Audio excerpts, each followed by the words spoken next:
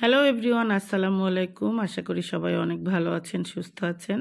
আমার ঠান্ডায় একটু গলাটা বসে গিয়েছে, তাই কণ্ঠস্বরটা শুনতে কেমন জানি লাগছে। যাই হোক, আমি আজকে বিকেলে একটা নাস্তা বানিয়েছি, ভাবলাম আপনাদের সাথে শেয়ার করি। ভালো লাগলে অবশ্যই পেজে লাইক দিবেন, কমেন্টস করবেন, ফলো দিয়ে রাখবেন। ইউটিউব চ্যানেল থেকে দেখলে সাবস্ক্রাইব করে ফেলবেন। তো নাস্তাটা বানানোর জন্য আমি মুরগির একটা অংশ সিদ্ধ করে নিয়েছি। লবণ দিয়ে সিদ্ধ করে নিতে হবে। আর পানিটা কিন্তু আমি ফেলে দেইনি, পানিটা একদম শুকিয়ে ফেলেছিলাম।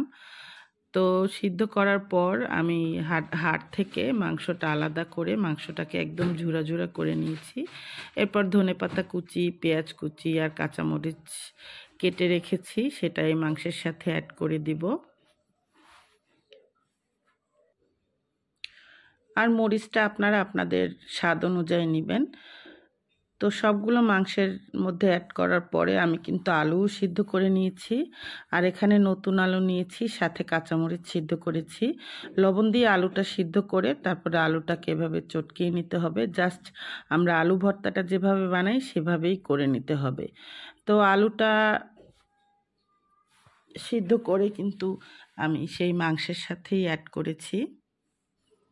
আর আপনারা অবশ্যই একটু চেখে দেখবেন লবণটা ঠিক মতো আছে কিনা। আমি যেহেতু মাংস আলু সবই লবণ দিয়ে সিদ্ধ করে নিয়েছি, লবণের পরিমাণটা একদমই অল্প লেগেছে, সেটা আমি অফ ক্যামেরায় দিয়েছি। আর এখানে কিন্তু ঝালটা আপনারা আপনাদের পছন্দ মতো দিবেন। আমি একটু শুকনো মরিচও অ্যাড করেছি, সেটা অফ ক্যামেরায় করেছি, ভিডিও করতে আমার খেয়াল ছিল না। যাই হোক, আর আটা গলিয়ে নিয়েছিলাম। পরাটার আটাটা যেভাবে গলান ঠিক সেভাবেই আটা গলিয়ে ডো তৈরি করে নিতে হবে। সেখান থেকে আমি বড় বড় করে এরকম রুটি বেলে নিচ্ছি। আর সেই মাংস আলু দিয়ে একটা পুর তৈরি করে নিয়েছি। এখন এই রুটির মধ্যে সেগুলোকে দিয়ে দেব। রুটিটা কিন্তু একটু বড় করে বেলে নিতে হবে আর পাতলা করে বেলে নেবেন, কারণ এটা যেহেতু ভাঁজ দিয়ে আমি তৈরি করব নাস্তাটা। তো অনেকগুলো ভাঁজের ফলে দেখা যাবে অনেক পুরো হয়ে যাবে, খেতে কিন্তু একদমই ভালো লাগবে না। এই কারণে একদম পাতলা করে বেলে নিতে হবে। আর যত বড় করে বেলে নেবেন ততই ঝামেলা কম হবে, অনেকগুলো বানানো যাবে একটা রুটি দিয়ে। যাই হোক, পুরটা দেওয়ার পর এরকম একটু বটে নেবেন। বটা দেওয়ার পর আমরা ছোট ছোট করে এরকম লেচির মতো কেটে নিব। আর একটু চেপে চেপে তারপরে এটা বানাতে হবে। তো ছোট ছোট এরকম লেচির মতো কেটে নিয়ে একটু চেপে চ্যাপটা করে নিচ্ছি।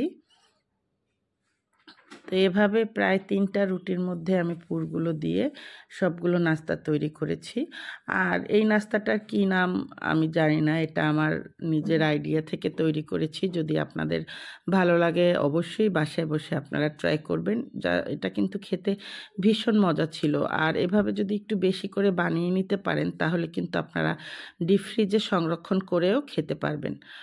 তো আমি একটা বানিয়েছি, আর একটা আপনাদেরকে দেখিয়ে দেব জাস্ট আপনাদের সুবিধার জন্য। তো এভাবে সবগুলো বানিয়ে আমি সবগুলো ভাজিনি, কিছুটা আমি একটা ট্রের মধ্যে বিছিয়ে তারপরে ডিপ ফ্রিজে রেখেছি।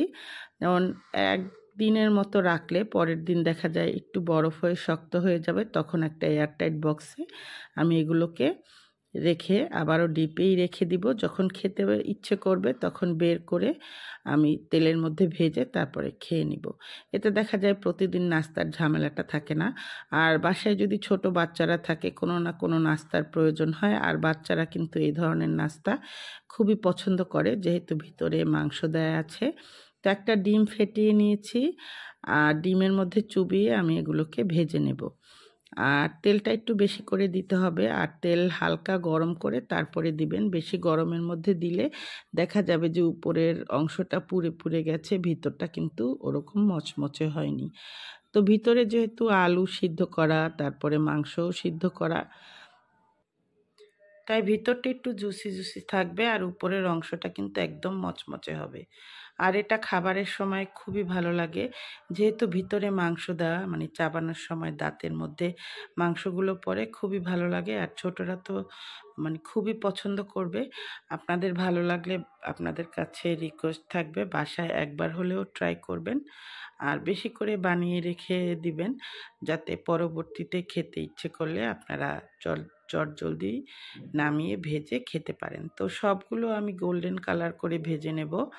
আর এটা সসের সাথে পরিবেশন করেছি।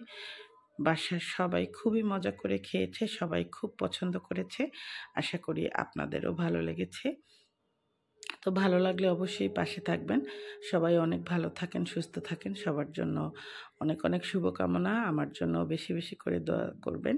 আজকের মতো এখানেই বিদায় নিচ্ছি। আল্লাহ হাফেজ।